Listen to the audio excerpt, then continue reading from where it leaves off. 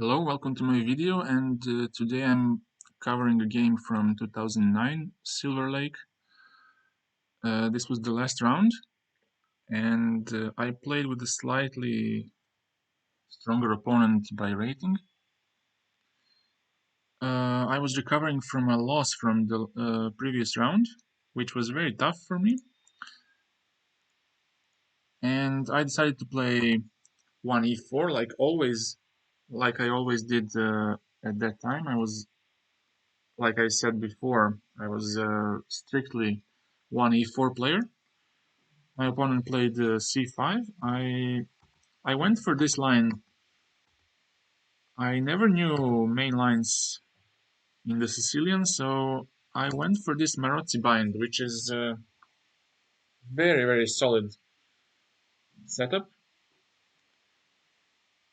And my idea is to go for c4 next, knight c3, bishop e2, bishop e3, and then playing a very solid position. If black wants, he can transfer to some hedgehog positions with a6, e6, b6, and that would be quite slow game, which I wanted at that point. But my opponent played e5, and here I played knight b3, and here is the last chance for him to play some interesting line with d5, but I wasn't so concerned by it because I would play bishop g5, and then after this, I think I would just take, and play f4. I have a weakness, but weakness on e4, but he also has a weak king, so that kind of neutralizes. He didn't want to go for these complications maybe, and he plays bishop e7, and then I fix the d6 weakness by playing c4. And now black has to find some way to play around this weakness, because if he doesn't have any counterplay, then I will simply slowly improve my position and choke black in this position. Knight c3 was played, bishop e6, and now I simply develop. It's not that hard to develop my pieces at this point. Bishop e2, bishop e3, bishop e2, and just castle. Knight bd7, bishop e2, and now very logical move, a5, trying to dislodge my knight from b3. And to put it on more passive square like c1 or d2, I played knight d5, and now he just ignores me and plays a4, which is, in my opinion, a very good move. Knight d2, and now knight h5. Like I said, black tries to play around this knight. Also, I think, I'm not sure, but I think also this idea is very good, with knight f4 next. Now there's no use of d5 because the pawn is on d5, and d6 is not as exposed as before. But maybe he was afraid of some bishop d5 in the future and knight c4. I'm not sure what was his thought process, but he plays this, which I think is also a good move. I took on e7, and now my target is d6. Now this target is even more exposed because there's no bishop on e7 to defend it. So I simply castled, and here I was expecting a move like knight f4, and I was not sure how to proceed here. Maybe to play g3 to give up this bishop, because I would eventually have to give it up at some point. So let's say something like this. But still, this is a very solid position for black. He can play rook c8, double his rooks, and at some point, if he provokes me to play b3, then I'm not sure who. I think I'm pretty sure that even black is the one who's pushing here. because I'm slightly exposed on the king side with g3, and also f5 is coming, so I think black is slightly more pleasant in this position. But in this position he played a terrible move. He played f5, and he was thinking maybe to push for f4, g5, knight f6 back, h5, g4, some kind of King's Indian attack. But he overlooked a simple capture, ef5, and now if black takes, then I simply fork bishop and knight. The same goes with rook takes f5. I can play g4 and it's pretty much over.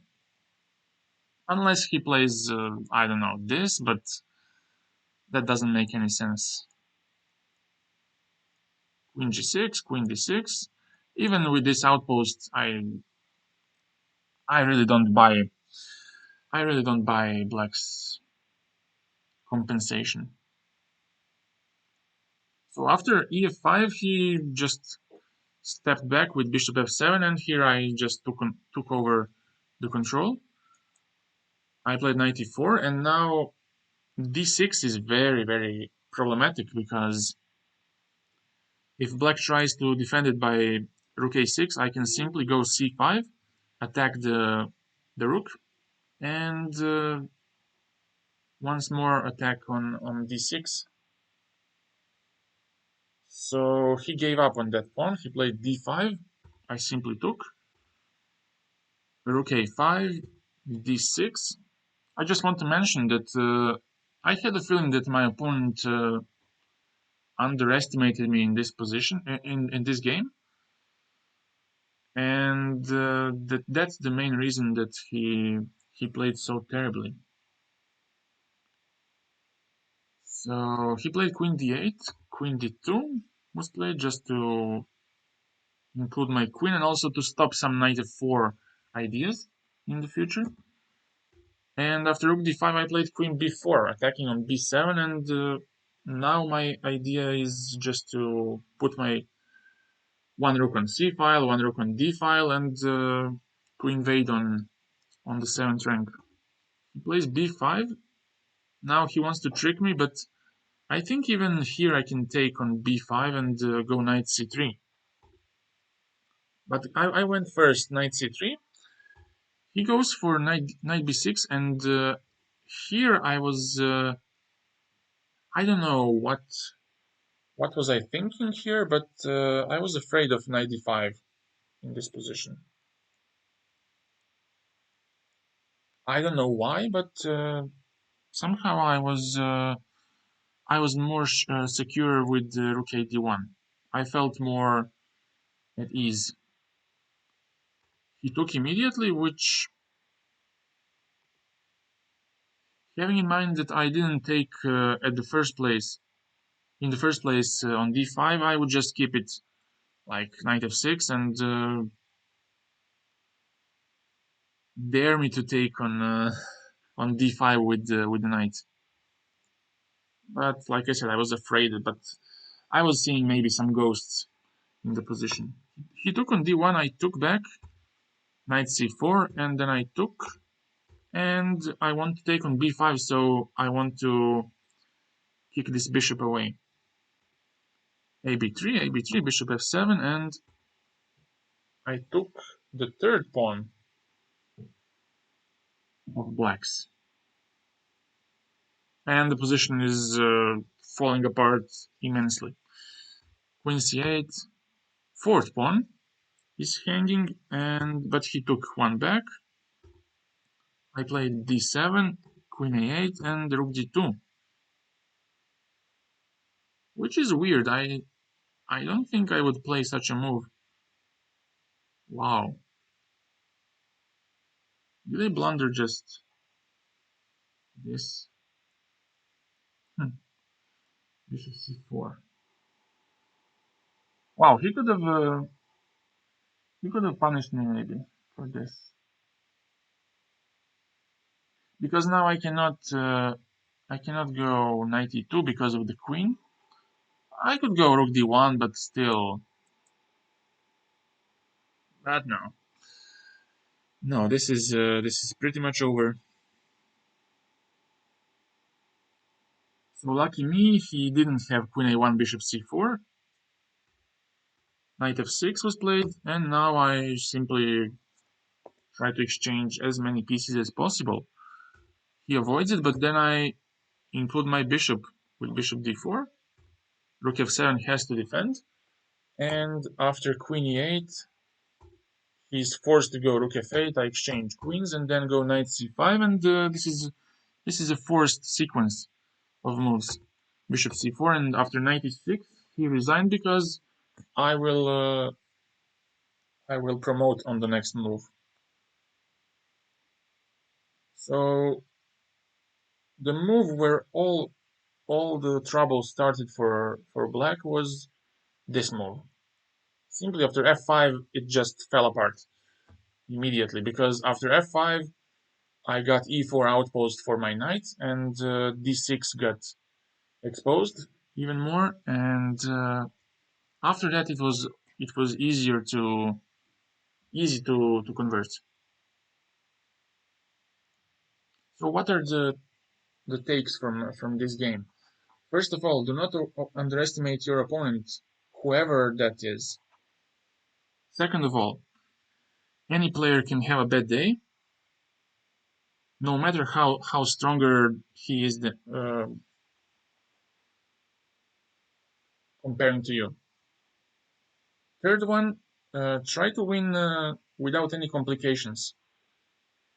Try to, if you can trade pieces in comparison with some unequal exchanges, I would rather exchange pieces just. For example, if I have two extra pawns, I would just exchange pieces, not go into some crazy complications. And fourth, which is related to chess only, clearly to chess, Maroczy bind structures are very solid. So these setups with c4, e4 are really, really solid, and it's very hard for black to punish them. I'm thinking about this position, but also it can. It's not only with e5 for black. Black can play more solidly and play e6, and these positions are famously called hedgehog positions. So yeah, that's it. That's it for today, and I hope you find this video educational. Have a great day, and bye.